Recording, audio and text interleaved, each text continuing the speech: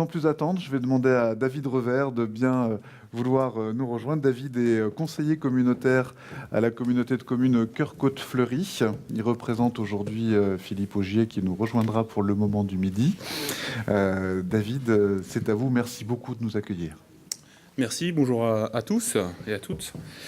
Monsieur le vice-président du conseil départemental du Calvados, Madame la conseillère départementale du Calvados, Monsieur le directeur de la mission France THD, Monsieur le directeur de l'accès fixe et des relations avec les collectivités de l'ARCEP, Mesdames et Messieurs les représentants du Conseil régional de Normandie, Mesdames et Messieurs les représentants des opérateurs, Mesdames et Messieurs de l'AVICA et de la FIRIP, Mesdames et Messieurs les élus, permettez-moi tout d'abord de présenter les excuses de Philippe Augier, qui, après avoir ouvert les 7 précédentes éditions des États généraux des RIP, a dû renoncer cette année en raison d'une contrainte nationale, venue bousculer son agenda.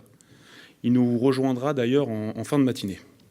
Il m'a demandé de vous accueillir, estimant sans doute que ma jeunesse allait de pair avec l'usage des TIC. En septembre 2011, lorsque Sébastien Cotte et Jean-Christophe Nguyen Van Sang rencontrent le directeur général de la communauté de communes, puis son président Philippe Augier, après un trophée européen remis dans le cadre de Ruralytique, il manquait en France un rendez-vous annuel, lieu de dialogue direct et convivial, professionnel, entre public et privé. Les premiers états généraux des RIP naissent donc en mars 2012 et s'imposent rapidement comme le temps fort de l'avancée des réseaux d'initiatives publiques en France. Au fil du temps, c'est aussi désormais un lieu où s'exprime l'état d'avancement du programme très haut débit et de son degré de réussite. Parlons un peu de notre actualité sur les RIP. Notre communauté de communes Cœur-Côte-Fleury s'est engagée, comme le département du Calvados, dans un programme de réingénierie, conformément aux nouvelles règles de l'ARCEP. Notre délégataire, Covage, engage sur les 2 années à venir la pose de 75 armoires de rue, la desserte de l'ensemble des colonnes montantes et les raccordements de 500 derniers sites isolés dans une enveloppe de plus de 30 millions d'euros, dont 3,7 millions de subventions publiques. Nous atteindrons donc, sur les RIP Cœur-Côte-Fleury, 35 000 prises. Pascal Rialan, le président de Covage, a informé Philippe Augier début février de la venue de Bouygues, Free puis SFR. L'opérateur historique serait, me dit-on, désormais dans les meilleures dispositions pour nous rejoindre. Je compte sur Cyril Luneau pour nous en dire davantage. Nous avons écrit de nouveau aux ministres concernés, Mounir Majoubi notamment, à l'Agence du numérique et à l'ARCEP, pour rappeler que nous étions toujours candidats pour devenir un territoire zone fibrée. Nous attendons le retour. Nous ne sommes pas les seuls dans cette situation. Des pionniers que nous fûmes dès 2008 avec quelques autres, force est de constater que le THD, via la fibre, s'impose majoritairement en France. Tout n'est pas résolu en termes d'infrastructures.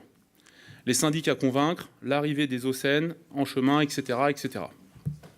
Mais au-delà, je constate que rien que sur notre territoire, les évolutions en termes d'usage, recours aux objets connectés pour la collecte des ordures ménagères, caméras vidéo et spots Wi-Fi, jalonnant les sites sur les plus fréquentés, manifestations sportives et culturelles connectées.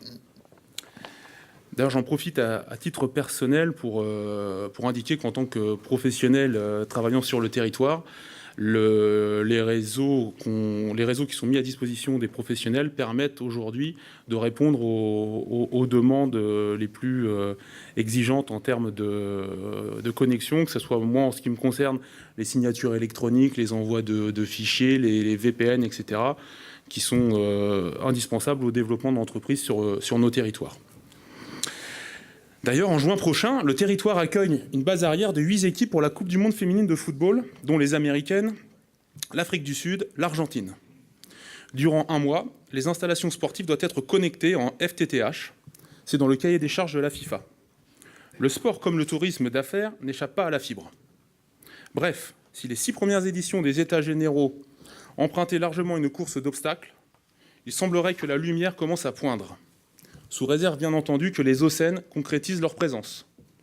Nous avançons donc, et nous comptons sur vous pour que vos travaux prospèrent et préparent la France des territoires aux défis de demain.